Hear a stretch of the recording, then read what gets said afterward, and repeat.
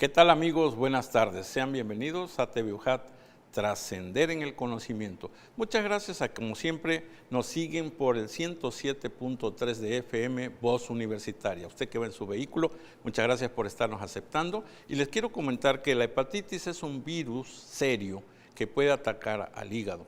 El hígado es el motor del cuerpo que sin él nosotros podemos fallecer. Los tipos de virus de la hepatitis más comunes son el tipo A, el tipo B, el tipo C. Y también hay las clasificaciones de tipo D y E, que son menos comunes. Y que cada uno de ellos actúa de diferente manera dentro de nuestro organismo. Cuando la hepatitis daña las células del hígado, se forma piel con cicatrices y esas células ya no pueden funcionar. Y como menos células saludables en el hígado, se empieza a tener síntomas en el cuerpo que van desde muy leves, podríamos llamar quizás como un leve cansancio, a más severos como una confusión mental. Para conocer más sobre esta enfermedad, nos acompaña el doctor Bartolo Aguirre Martínez, médico general. Recuerden que pueden comunicarse con nosotros al 358-1596 para cualquier asunto o comentario. No se vayan a ir ustedes. Es uno de nuestros mejores catedráticos de la División de Ciencias de la Salud y que pues nos va hoy a dar una muy bonita plática y conferencia acerca de la famosa hepatitis. Estaremos con ustedes, este es su consultorio 35. Bienvenidos.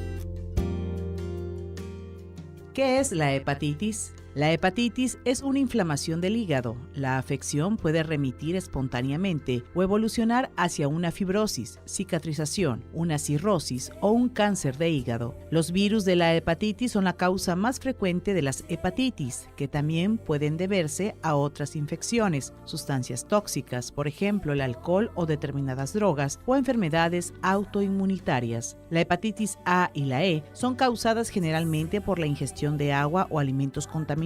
Las hepatitis B, C y D se producen de ordinario por el contacto con humores corporales infectados. Son formas comunes de transmisión de estos últimos, la transfusión de sangre o productos sanguíneos contaminados, los procedimientos médicos invasores en que se usa equipo contaminado y en el caso de la hepatitis B, la transmisión de la madre a la criatura en el parto o de un miembro de la familia al niño y también el contacto sexual. La infección aguda puede acompañarse de pocos síntomas o de ninguno. También puede producir manifestaciones como la ictericia, coloración amarillenta de la piel y los ojos, orina oscura, fatiga intensa, náuseas, vómitos y dolor abdominal. ¿Quiere usted conocer cuáles son los distintos virus de la hepatitis? ¿Cuál es el padecimiento y los síntomas? Los científicos han identificado 5 virus de la hepatitis designados por las letras A, B, C, D y E. Todos estos causan enfermedades hepáticas, pero se distinguen por varios rasgos importantes, los cuales nos comentará nuestro invitado de esta tarde. Quédese con nosotros en Consultorio 35, en donde los expertos comparten la salud. Qué bueno que nos permiten entrar en su hogar. Buenas tardes, les habla Eduardo López López en su programa Consultorio 35. El doctor Ramiro Guerrero hizo la presentación del programa y desgraciadamente por factores de trabajo no contamos con el doctor Alberto Abdo Andrade ni nuestra queridísima amiga Leticia Guerrero Pérez, pero desde aquí vaya un saludo afectuoso y decirles que se van a perder de un programazo. Bueno, véanlo en la tele para que aprendan de un maestro. Les voy a platicar de quién se trata. El doctor Bartolo Aguirre Martínez es médico general, egresó de la cuarta generación de nuestra queridísima Escuela de Medicina. Por cierto que ahora que estamos rehaciendo la historia, el encontrarnos con personas que fueron nuestros compañeros siendo estudiantes nos llena sobremanera, y él era hermano mayor en ese tiempo, ahora lo sigue siendo. Sí, señor. Él hizo su maestría en educación médica en la Escuela Nacional de la República de Cuba. Es profesor investigador asociado C en la Escuela de Medicina de la Universidad Juárez Autónoma de Tabasco, en donde ha trabajado desde hace 51 años, 10 años como profesor de enseñanza media superior en la escuela preparatoria y posteriormente 40 años ya como catedrático de la carrera de médico cirujano. Ha impartido las asignaturas de clínica propedéutica médica, en donde es un excelente profesor, y me consta, porque ama a la medicina general. Y lo que nosotros hacemos es precisamente educar médicos generales de calidad, y solo gente con la calidad de él puede enseñarla. También ha dado o da fisiopatología. En educación, perdón, es conferencista de temas médicos en diferentes espacios locales, ex director y fundador del Colegio de Bachilleres de Tabasco, ejerce en la actualidad como médico cirujano en medicina general y tiene una clientela que hace cola la gente. Es cierto, no es mentira, Pues mucha gente habla muy bien de ti. En parte. En el pasado fue subdirector de Atención Primaria para la Salud y director de Atención Médica de la Secretaría de Salud y Asistencia, y su último desempeño fue como jefe de unidad de la atención ciudadana. Como un detalle que nos llena a todos de orgullo, él fue presidente municipal de su municipio natal, Emiliano Zapata, de los años 1977 a 1979. Bartolo Aguirre Martínez, bienvenido, amigo. Gracias por aceptar la invitación. Pues muchas Maestro, gracias. gracias por también, me sumo a lo que el maestro... Ramiro, De no me veras, queda sí. más que agradecer que me hayan invitado, hayan considerado que yo puedo contribuir en algo en lo que es la educación médica a nivel del Estado de Tabasco. En y a nivel bastante, nacional. en bastante, Y diría Eduardo yo, López, don pues un Eduardo. anatomista de hace muchísimas décadas, a quien yo reconozco como un hombre serio, pertinaz, fuerte, de carácter, ¿verdad? Y pues dentro de la carrera de medicina, pues uno de los profesores que yo considero y que yo recomiendo para que les imparta Se llevan su clase. un año de generación. Así Él ustedes. es más viejo un año. Un año más. Así.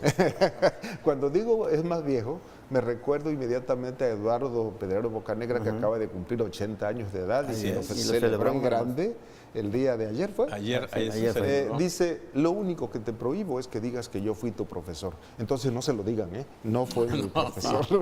Adelante. Por otra parte, yo quiero reconocer en primer lugar a nuestra universidad y al grupo técnico creador de este programa de Radio UJAT y de Televisión UJAT.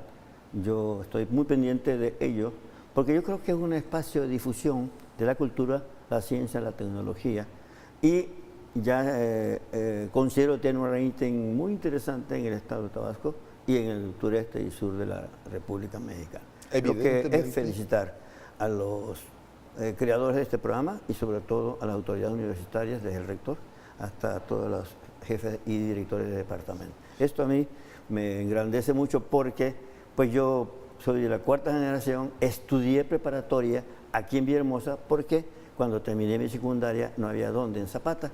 Entonces un grupo de amigos nos pusimos de acuerdo, agarramos el tren allá por Estación Pénjamo, hoy Gregorio Méndez, una población pegada a Arena de Hidalgo, que es del municipio de Tenosique, y nos venimos en tren y llegamos acá, nos inscribimos y desde entonces comienza una historia que yo siempre la recuerdo con mucha profundidad, con mucho sentimiento, porque de ahí prácticamente todos los que venimos logramos una licenciatura y otros agarraron para diferentes lugares, pero aún algunos ya han desaparecido, ya se han adelantado, pero creo que fue un viaje de lo más importante que yo recuerdo en mi vida, porque transformó mi estatus como ser humano.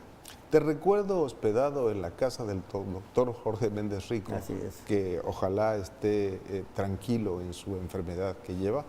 Sí. Y desde aquí un saludo para él, para su esposa. Y junto con Carlos Ascuaga Cabrera. Y su hermano Edgar Ascuaga. Edgar también estaba Sí, con ustedes, sí. Fíjate. A Edgar lo conocí algunos años es. después.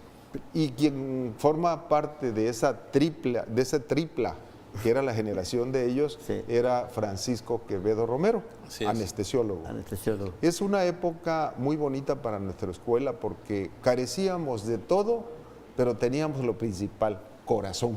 Así Así es. es. Y Bueno. el deseo de llegar y el deseo de triunfar. ¿Cierto? Bueno, yo creo quiero que- también una anécdota muy importante que tuvimos la oportunidad. Yo soy de la 15ª generación y en aquella ocasión el doctor Alfonso de Silva Sí, señor. nos hizo llegar a obtener el primer lugar en teatro experimental de aquí de la universidad en una feria estatal. Ganamos ese campeonato y él, estando de presidente municipal, sus muchachos que fueran a mostrar allá a Montecristo, Fueron. anteriormente llamado Montecristo, Sí, hoy Emiliano Zapata, efectivamente. pues a mostrar el talento de todos mis compañeros, y la verdad que fuimos atendidos como reyes.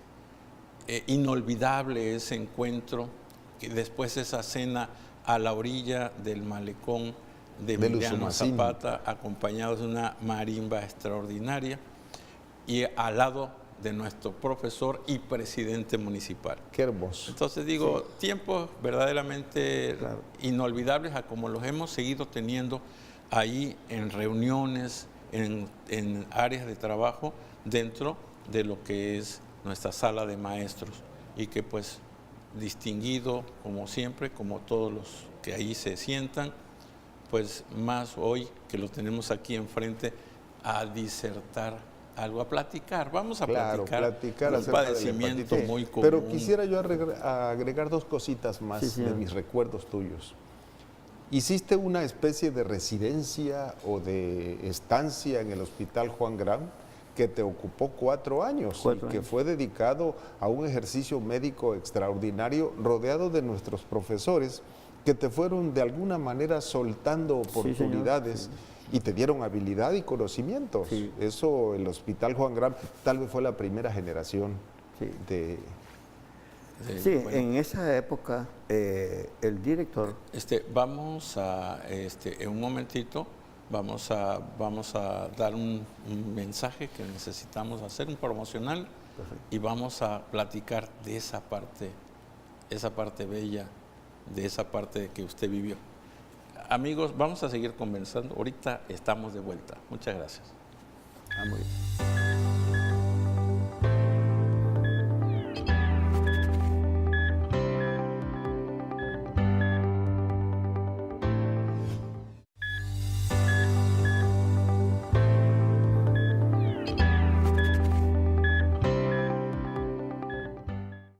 Nuevamente con ustedes en Consultorio 35, entrevistando al doctor Bartolo Aguirre Martínez, quien, aparte de ser un excelente médico general y promueve la medicina en general con mucho orgullo, ha tenido oportunidades de una vida civil muy rica.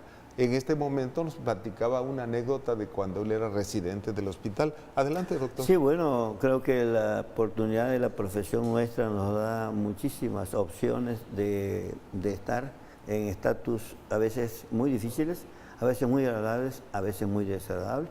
El día que se operó el maestro Carlos Pellicer Cámara en el Hospital Juan Graham Jesús por un eminente cirujano, ex profesor de la Escuela de Medicina, ya adelantado en el espacio que él decidió tomar, el doctor Alfonso de Silva Nava operó al maestro Carlos Pellicer Cámara.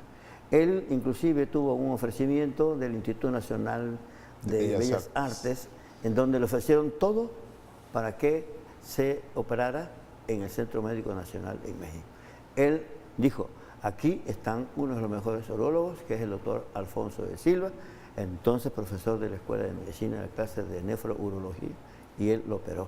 Y bueno, entre los ayudantes que tuvimos ahí, el doctor Carlos Jacoba Cabrera, hoy cardiólogo, y un servidor de ustedes, Bartolo Aguirre Martínez. Y esa parte fue muy bonita, interesante, pero tuvimos una parte dificilísima que al inyectarse, usted sabe que un hombre de cultura, un hombre que tiene una trayectoria como el maestro, son hipersensibles al dolor. Entonces tenía muchísimo dolor, daba unos gritos que realmente parecían de ultratumba, y dice el maestro, se lo comunico al maestro de Silva y me dice, un analgésico. Entonces teníamos en nosotros la neomelubrina, es una metilprednisolona, y lo pusimos diluido, quizás se lo pusimos muy rápido y nos hizo un shock que fue hasta hipotensión severa. Cero de presión. Se bajó la presión. Pulsos y todo, sí. Entonces en ese momento todo se hizo rápidamente, se volvió y se cortó esa parte y el maestro salió triunfante de ahí. Tengo Esta es una por anécdota que teléfono, recuerdo mucho. nos han comunicado que está toda la familia del doctor Bartolo Aguirre, está viéndonos, que le manda muchos saludos, que se siente muy orgullosa de que su padre, su familiar está aquí y que pues verdaderamente sienten ellos el gusto del reconocimiento que se le da al tenerlo aquí con nosotros ante cámaras. Un abrazo, Lucio Ramas. A toda la familia, igualmente, un saludo. Igual, al rato y estoy bueno, con ustedes. y la otra, nos preguntan qué pasó con la hepatitis. ¿Qué pasó con la hepatitis? Creo que este síndrome, verdad que afecta a una de las glándulas más importantes de la economía del cuerpo humano, ya lo mencionaba el doctor Eduardo López, es exactamente cuando esta glándula resulta afectada por múltiples procesos, entre ellos la toxicidad por medicamentos, la otra cuestión de infecciones diversas, desde el parásito tipo clamidia a otro tipo de... La amiba. De esto. Y antes, ¿verdad? Nosotros vivimos entre los 70 y 80 el absceso hepático amibiano. Pero hoy como que no ha desaparecido. La casuística ha bajado mucho y esto requiere y se dice de que las campañas de desparasitación, las campañas de uso de agua potable, las campañas de donde ya hay drenaje y ya no hay fecalismo en el aire libre, ha disminuido. La educación para la salud, lavarse las manos. Claro. Entonces, bueno, hepatos, hígado, itis, inflamación. Así es. Inflamación del hígado. Sí. Estoy precisamente, permíteme tantito, con mis alumnos viendo el hígado. Perfecto. Y para recordarles a ellos, aquí van a ver la importancia de que siendo la glándula más grande, 1500 gramos pesa, Sí. y que se encarga como de 700 funciones, Sí. es una glándula de secreción mixta. Secreta la bilis y secreta el glucógeno, Así es. que es lo que nos da energía. Continúa. Precisamente esta glándula no está excepto de que sea invadida por microorganismos y por sustancias tóxicas que llegan a través del aire, a través de inyecciones, a través de otros medios y se incorporan a esto. Y muchas veces la susceptibilidad y la sensibilidad que tenga esta glándula puede enfermarse. Y el proceso inflamatorio de esta glándula pues se conoce como hepatitis y como bien decía Ramiro, de itis, inflamación de toda la glándula. Pero ¿qué es lo que se enferma de esta glándula? Esta glándula tiene una unidad funcional, ¿verdad? Como en el riñón la nefrona, como en el pulmón el neumocito, en el hígado el hepatocito. Esta es la unidad funcional que resulta afectada por un proceso inflamatorio. Y por eso es que más adelantito que veamos los síntomas y signos de la hepatitis, pues es un proceso inflamatorio, multifactorial. Pero en el caso del virus, también resulta afectado por 5 o 6 tipos de virus ya totalmente identificados, con cada uno de ellos con una serología muy múltiple, y entonces su sintomatología es variable, es confundible. En estudiosos de esto se dice que tenemos que resumir que una hepatitis, en primer lugar, es una inflamación, constriñe los canalículos biliares. ¿Qué pasa con esto? Se deja de fluir la bilirrubina, esta pasa en mayor cantidad a la sangre y tenemos el primer síntoma, que es la ictericia, que siempre debemos sospechar. ¿Ictericia qué significa? La ictericia es un color amarillento en la piel, pero fundamentalmente en las mucosas, en la esclerótica de los ojos, abajo de la lengua. Pero también hay otro dato, que es la acolia, que es la despigmentación del excremento, puesto que hay una vía que se elimina por ahí, que es la vía biliar, y entonces cuando está obstruida o disminuida, el popó no sale al café oscuro, sino que es amarillento comparado como la primera deyección que tienen los bebecitos, ¿verdad? Y así se le pregunta al paciente, ¿está usted obrando con excremento así amarillento, muy blanquecino? Ese es un dato muy, no es muy el importante. color o el color Pero ocre normal. hay otra cosa muy importante que también que es el prurito generalizado en una hepatitis.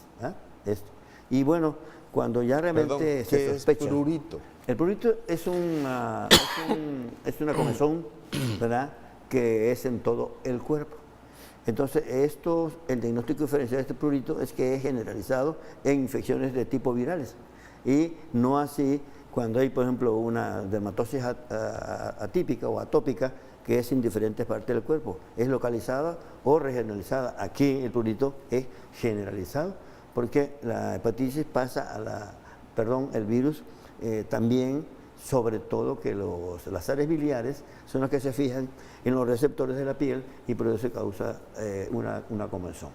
La otra parte que tenemos que buscar es que el paciente a veces se queja de dolor en el epigastrio y en la fosa ilíaca, en el hipocondrio derecho.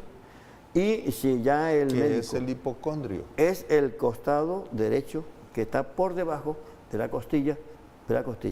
Ahí generalmente el paciente le dice, me duele. Ahí es donde se aloja el hígado precisamente. Exactamente, ahí por debajo está el hígado. Pero el hígado no debe rebasar el borde costal. Si lo rebasa en 1 o 2 dedos, quiere decir que ya hay una hepatomegalia. ¿Qué cosa es la hepatomegalia? ¿Verdad? Es el engrandecimiento del hígado por un proceso inflamatorio. ¿Y hay fiebre? Puede ser fiebre o febrícula, pero no es una fiebre de 39 o 40 grados, fíjense.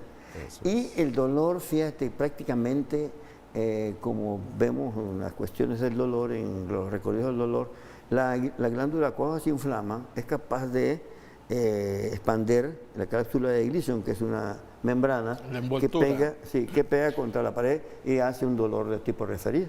Por eso es que los que hacen biopsia pueden hacer a cielo abierto la toma de la biopsia sin anestesia y pueden tomar una biopsia porque es sensible. Quizás tenga otras vías como son las simpáticas o parasimpáticas, pero la vida de relación no las tiene el hígado. Recuerdo que en la clínica se nos enseñaba a puño percutir el área hepática, y si esta duele, pues es un signo de que hay una inflamación de la cápsula que tú acabas de mencionar. Otro síntoma que tenemos que siempre preguntar, sospechar, es cómo está orinando el paciente. La orina se torna oscura, ¿verdad? Como Coca-Cola se dice, ¿no? Y el signo se llama coluria, que es aumento del color de la orina. Pues ya tenemos casi aquí 5 o 6 síntomas. Y cuando ya el clínico realmente está ya razonando, primero pensando en el posible diagnóstico y luego metiéndole con la clínica el razonamiento clínico, ya puede llegar a un probable diagnóstico de un proceso inflamatorio del hígado.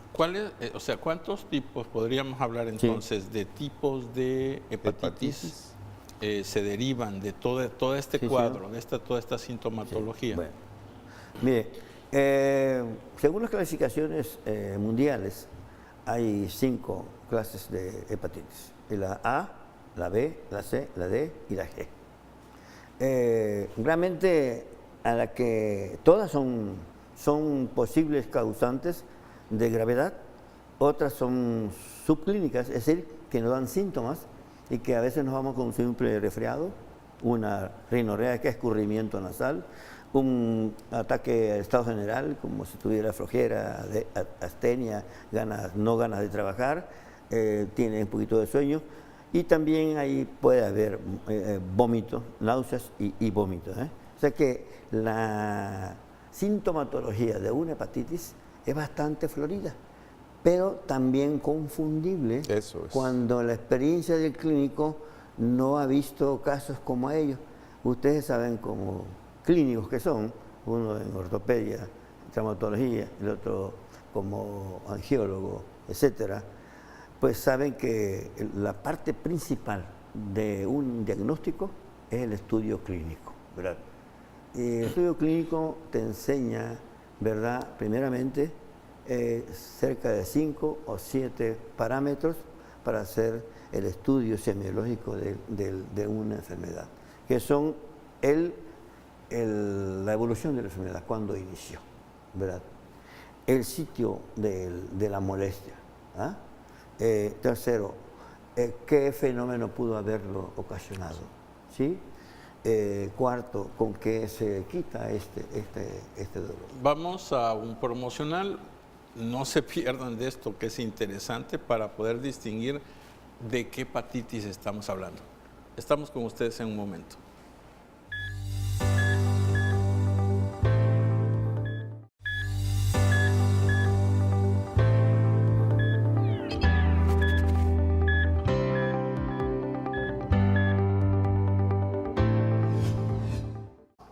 Agradeciéndole la fineza de su atención, el tema hepatitis en consultorio 35, el entrevistado, el doctor Bartolo Aguirre Martínez, y quien nos ayuda a esto que no es nada fácil, más bien quien lleva la voz cantante, el doctor Ramiro Guerrero. A él le toca traer el chícharo. Bueno, eso significa que por el oído le están diciendo qué, cuándo y cómo. Bartolo, por favor, continúa en tu exposición sobre las hepatitis. Muy bien. Bueno, yo creo que para hacer un poquito de orden, un tipo metodológico, ¿verdad?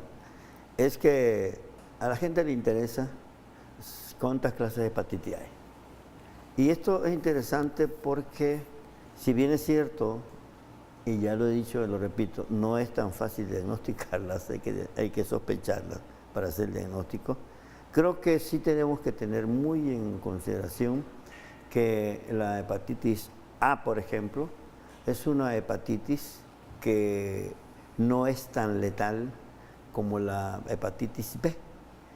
Esta hepatitis, el medio de contaminación puede ser las manos sucias, los alimentos contaminados, compartir el plato, la cuchara y los cepillos dentales y los instrumentos de tipo de la cocina que pueden estar contaminados. ¿Cómo cuánto tiempo tarda ese periodo de contaminación? El periodo tarda entre 1 semana y 2 semanas. Estamos hablando de 7 a 15 días, ¿verdad? Es cuando es el periodo que se llama de incubación, ¿verdad? Dicen los infectólogos. En ese periodo no hay absolutamente ningún síntoma. Podrían haber síntomas muy atípicos, o sea, que puede ser dolor, una gripa, una indigestión. Muy vagos, ¿no? Que lo padece cualquier persona, pero no está ahí. Yo insisto que el antecedente del uso de instrumentos, como por ejemplo el manicure, por ejemplo, ¿verdad? Que se usan las damas y también caballeros en sus uñas, a veces le quitan la cutícula a la parte que es protectora de la uña y lo quitan con instrumentos que tienen una duda de haber no ha sido esterilizado, y ahí se pueden contaminar de una hepatitis, ¿verdad? O sea, es el vector que lleve a otra persona el contagio, ¿no? Vamos a llamarle así. Entonces, en el caso de los instrumentos quirúrgicos dentales, ¿podría ser? Sí, cómo no. Eso es. Sí, está dentro de toda la cuestión que hay que investigar. Ajá. Y los dentistas exactamente, y qué bueno que lo mencionas, porque ellos deben de utilizar su instrumental con una esterilización que recorre hasta los 115 hasta 120 grados centígrados para que tenga una calidad de esterilización y se evite esta contaminación. Es decir, que la ebullición que se usaba antiguamente, el hervir los instrumentos, de ninguna manera es confiable. De ninguna manera, sí. Y yo pienso que ahorita los medios están muy fáciles de adquirir una esterilizadora, y además es parte de lo que tienen que hacer las autoridades en la, ¿Es norma oficial? En la supervisión, y además norma oficial. de los que hacen verificaciones en los consultorios, ver que se cumplan las normas oficiales. Y esta es una parte que es responsabilidad de la Secretaría de Salud en su departamento de cuidados, ¿verdad? Doctor para Aguirre. prevenir enfermedades. Doctor Aguirre, nos preguntan Sí. si la boca, que es un reservorio de muchas bacterias, virus, en aquellos besos apasionados de pulida de amalgama, inclusive hasta de profilaxis dental. De aficionados con toque de la campanilla. Así es. ¿Puede ser un factor también de contagio con la persona? Es un contagio, como usted lo ha dicho perfectamente bien. Sí. El otro contagio, ¿verdad?, es la relación sexual sin el preservativo. Sí. Eso es. La otra es el sexo vía oral, vía anal, etcétera. Esto puede estar ahí. Ahí es la ahí. contaminación. Sí, Pero claro. bueno, pero puede ser cualquier circunstancia, ¿no? Así es, sí, claro que sí. Contaminante que vaya de un paciente. ¿Y los alimentos son por contaminación fecal en los alimentos? Sí, como no, sí, porque si ustedes ven cómo se expenden los alimentos en la calle, realmente es una verdadera amenaza. Y ves las Para personas la que los salud. preparan sin guantes. Sin guantes y sin nada, y nada Sin más nada. remojan las cosas en un agua que tiene como 2 o 3 horas, o 4 o 5, Eso y es. ya con eso lo comemos. Lo que pasa es que la gente nos preguntará, ¿y nos podemos enfermar? Es posible que se enferme, sobre todo si no tienes un aparato inmune completo, si estás sufriendo de una enfermedad que está anexada a la que vas a tener, y eso propicia una disminución del sistema inmune, es posible que haya una contaminación. Dijiste que la hepatitis A no es tan agresiva. No. ¿La B es mortal? Bueno, todas las hepatitis pueden causar complicaciones a largo plazo, entre 2 hasta 6 meses. ¿Cuáles son las complicaciones? Las complicaciones, por ejemplo, de la hepatitis B son 2, que es la cirrosis hepática Esto es y el cáncer hepatocelular. la cirrosis, Ese es- ¿qué es? Entonces, la cirrosis, este virus es específicamente cancerígeno.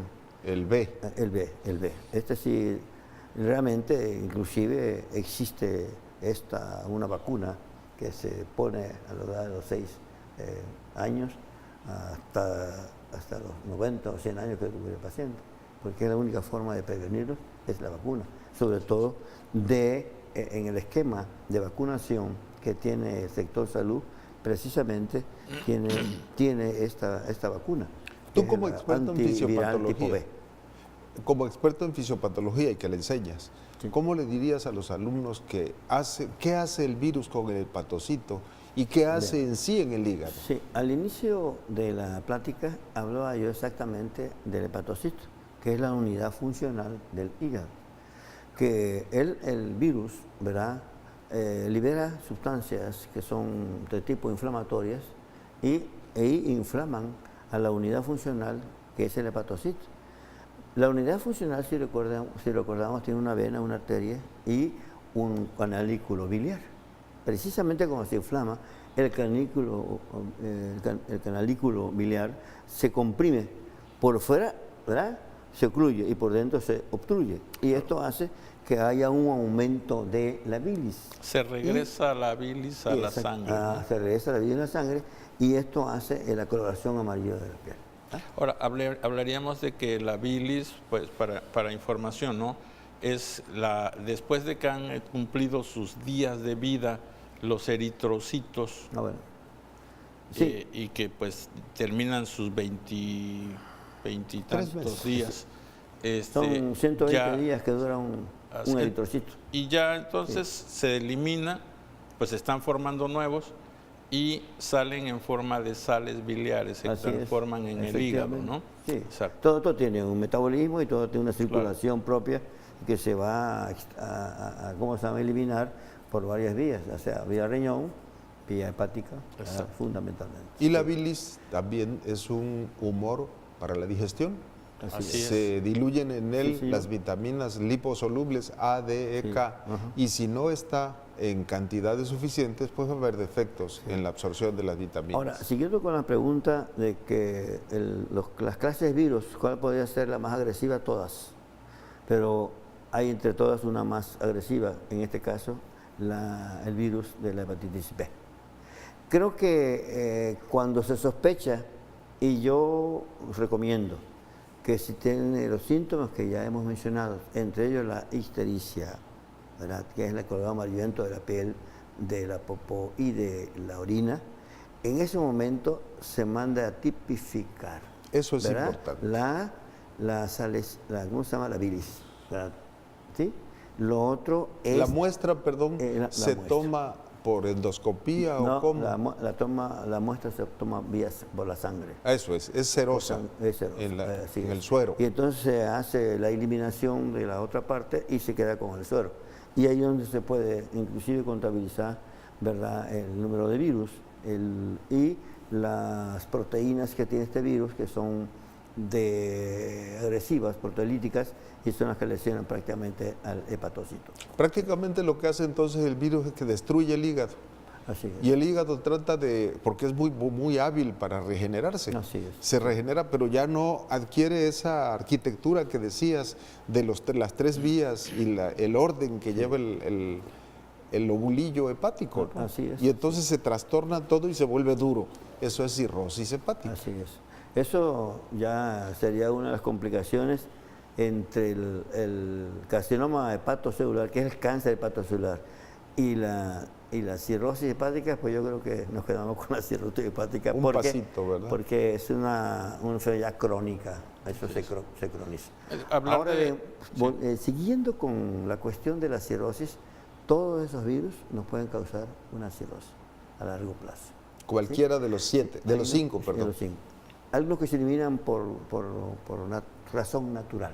Acuérdense que en la salud pública nos explicaban, ¿verdad?, los profesores, que hay un estadio que se llama evolución natural de la enfermedad, en donde el sistema inmune hace la parte defensoria, por decirlo así, Así de es. nuestro cuerpo. A veces triunfa, a veces fracasa. Cuando fracasa, ¿verdad?, se resuelve la enfermedad. Así es. Cuando triunfa, la enfermedad le dice el sistema inmune: adiós, aquí no te quiero. Y ahora, ¿qué me dices de la hepatitis C? Yo me recuerdo en mis épocas de residente que fue de repente el antígeno Australia como un descubrimiento importante, porque todos lo tenemos.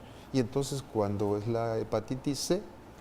Bueno, entre la hepatitis, la A, B y C, es una hepatitis que ya el virus está muy tipificado, perfectamente bien identificado, y también produce los mismos síntomas inflamatorios del hígado, produce los mismos síntomas que se han mencionado, y en lo particular este virus, ¿verdad?, el tratamiento es reposo y es hidratación, la liberación de los electrolitos en la sangre, la pasa bien el paciente ¿La nutrición? y la alimentación es normal, etc. Me van a permitir, maestro, discúlpenos, vamos a unos promocionales, estaremos de vuelta en unos minutitos, rapaz, y le esperamos aquí para despedir también nuestro programa. Esperamos aquí.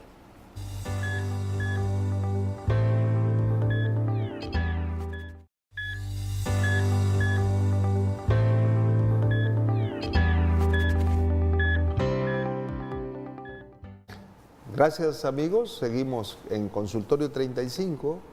Ya les decía que el tema es hepatitis y se nos ha precisado que hay 5 virus responsables de la hepatitis. La más común, la A, pero no tan agresiva, la B, muy agresiva, que puede llegar a la cirrosis hepática, y la C con la B, que llevan al cáncer hepático. Esto es una amenaza enorme.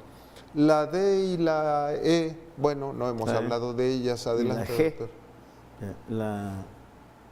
D y G. La D y G. Bueno, la D y la G por lo generalmente se asocian con otras con la misma hepatitis y viven como en sociedad, pero cada una causa una lesión diferente. todas son tóxicas al hepatocito o al hígado, ¿sí? Y entonces las medidas de prevención son las mismas que hemos señalado, ¿verdad? Exacto. Y creo que todo esto se aclara cuando ya el clínico hizo la parte de sospecha, de interrogatorio, exploración, y se vaya a las técnicas de laboratorio. Un poquito antes, perdón, las transfusiones sanguíneas bueno. y la costumbre de los tatuajes. Por Sí, favor. en la transmisión ya hemos dicho que hay varias vías, pero reiteramos que una de las principales vías que no hay que dejar de preguntar es los tatuajes que son tan de moda en este momento que lo hacen en la calle sin ninguna comprobancia de que el instrumento que está ahí horadando la piel esté esterilizado, ¿verdad? Y la otra cuestión, ¿verdad?, es la toma de alimentos en la calle a la hora que ellos quieran, y ya mencionamos este capítulo también. Las transfusiones. Exactamente. Y bueno, yo recuerdo un caso muy sonado que inclusive le injertaron hígado total a este locutor famosísimo Velasco, ¿se acuerdan? Raúl Inclusive Velasco. lo transplantaron, Sí. y como a los 6 años se murió de eso. Me preguntan ¿verdad? si hay Porque cura. tiene una duración. Me preguntan si hay cura para la hepatitis B, Sí, la, bueno. la más. En la hepatitis B existe tratamiento. El control es definitivo siempre, pero una cura definitiva no la hay. ¿Por qué? Porque este tiene el DNA y el RNA que quedan inscritos, ¿verdad?, como una memoria dentro del gramo. Estábamos hablando de cirrosis hepática, que casi es lo mismo que fibrosis hepática, viéndolo anatomopatológicamente. no. Bueno, ok. La otra, sí, los boxeadores que se dan ganchos al hígado, que son traumatismos directos, ¿esto también desencadena hepatitis? No. No. Ok. No. Son golpes directos que pueden causar una fibrosis, ¿cierto? O un hematoma. O un hematoma, ¿verdad? Eso es. Etcétera. Abscesos. Un absceso. Pero como decía el doctor Eduardo, el hígado es tan maravilloso, ¿verdad?, que tiene una gran capacidad de defensa. ¿Ah? Y de ahí el número de funciones que se calculan 700, 800 funciones del hígado. Se le Sí. considera el laboratorio multifuncional. Entonces, siguiendo la de pregunta de la hepatitis B, creo que el control aquí se tiene que mínimo cada año, y no solamente por serología, o sea, por análisis de laboratorio, sino también por ultrasonido, por tomografía y resonancia magnética celular. ¿Y la toma de biopsias? Y la toma de biopsia, ya cuando realmente se tiene que investigar si es eso o no. Entonces, la biopsia es percutánea, o sea, encima del abdomen. A través de la No tiene que piel. anestesiar al paciente ni nada, a través de una aguja fina, y tratan de investigar si está ahí este virus. Pero yo creo que el estudio del suero, como decía el doctor López, es evidente en esto. Y creo que de la hepatitis B y de todas las demás hepatitis se tiene que tener un control cuando se haya detectado cualquiera de ellas. ¿El pronóstico de esta enfermedad es malo? Es malo a mediano y largo plazo, porque ya está claro y muy comprobado que el virus B puede causar a los 6 o 10 años una cirrosis hepática. Esto es. ¿Y luego el cáncer? Y luego el cáncer. Y también se me pasaba decirles que también el virus concomita, es decir, convive con otros tipos de padecimientos, como son, por ejemplo, el VIH, ¿verdad?, como la diabetes, y otras enfermedades inmunes, como la fibrosis quística, ¿verdad?, etcétera. Como que baja todo el sistema exactamente. y aprovecha el germen. Decíamos ¿verdad? que el mayor defensor de nuestro cuerpo es el sistema inmune. Claro. ¿Verdad? Y yo creo que en estos tiempos debemos de hacer un check-up, como dicen los gringos, ¿verdad? Una revisión médica revisión. periódica.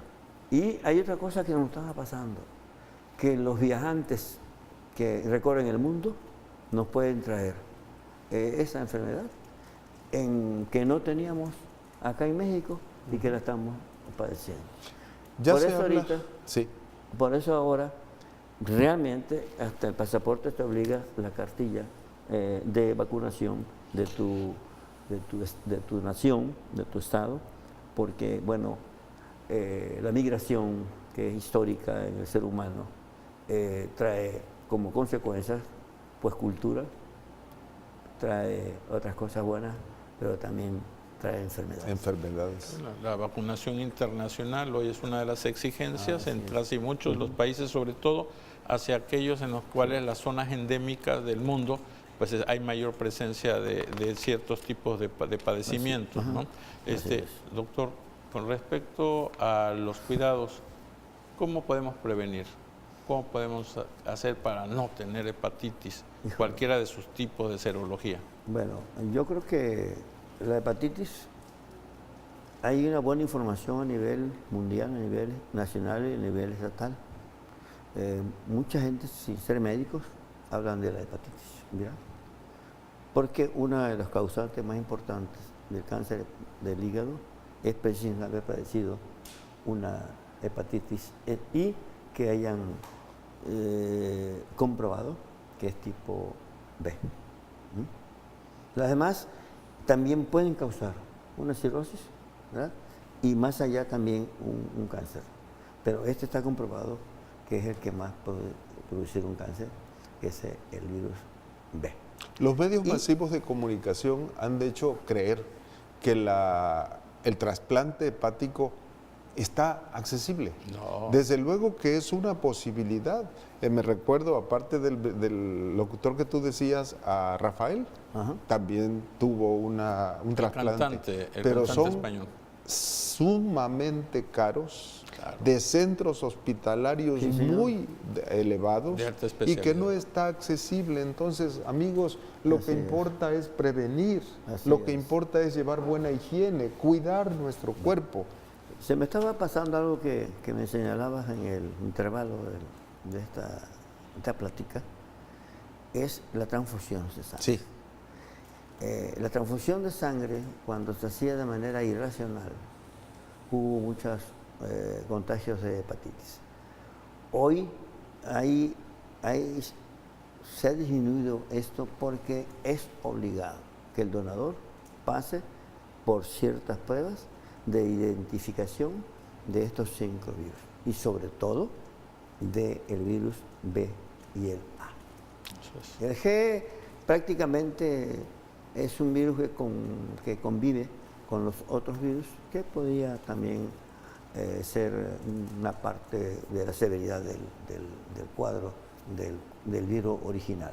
Pero bueno, haciendo una integración de todos los virus, en este caso de estos 5 virus, todos son dañinos para la salud, unos más que otros. Entonces, como decía el doctor López, ¿verdad? No hay más que la prevención para la salud. Esta es la razón del tema. Nos lo sugirieron porque había personas que habían preguntado acerca de la hepatitis y se me hizo muy importante y el comunicarlo no termina aquí. Hay que estudiar mucho para saber qué hacer en este momento, ¿verdad? Así es. Sí, definitivamente. Yo creo que uno de los males que todavía no se han podido tener un control absoluto en cuanto a el padecimiento viral, porque pues a su vez se está reciclando, se está modificando genéticamente continuamente. No se le puede dar un seguimiento, no se puede extraer una vacuna definitiva al 100% y que pues puede llevar a ese proceso pues de mortalidad en un abandono, en un cuadro en el cual pues a veces esto va mucho con las enfermedades, llamémosles de la pobreza, va desafortunadamente agarrado de la mano también, no nada más con la deficiencia, la inmunodeficiencia, sino que también va agarrado con ese otro factor que pues aparece mucho en todos los pueblos de América Latina, Sí, yo ¿no? creo que Y más en la nuestro país. mejora de los servicios de salubridad que es una parte de la prevención de las enfermedades. Creo que eso es una responsabilidad de los gobiernos. ¿Y hay de todos los opciones niveles. hay opciones de tratamiento médico? ¿Los retrovirales sirven de algo? ¿Se utilizan? Sí hay tratamiento, la ribavirina, por ejemplo, y los antivirales. Sí. Es una opción, Es una pero opción. de ninguna manera una garantía. No hay más Claro, que y sobre todo la que- vacuna. Y fíjense que yo le recomiendo al público que nos está viendo que la vacuna no tengan miedo de ponérsela, Pues porque esta es un preventivo fundamental. Y les voy a decir una cosa, que la única razón de la que podría uno tener el temor es que en 100.000 gentes una persona vacunada podría hacer una cuestión de tipo anafilactoide. desafortunadamente, Pero en medicina se dice y se habla con porcentajes. exacto. Si la penicilina Nos, cura a nos 20 vamos a millones y despedir. mata a 100, Bartol. yo me voy por eso. Nos vamos a despedir, disculpen, maestro. De verdad que nos picamos mucho. Agradecerle mucho su presencia esta tarde con nosotros. Muchísimas gracias por su, pues Falta ahora uno sí, de- su Claro. presencia, que nos haya usted aceptado. Agradecerle al doctor Eduardo López López y a todos nuestros compañeros ahorita ausentes, el doctor Abdo y la doctora Guerrero. Nos despedimos y hasta la Adiós, próxima viernes. hasta el próximo. Muchas gracias. En la próxima nos vemos.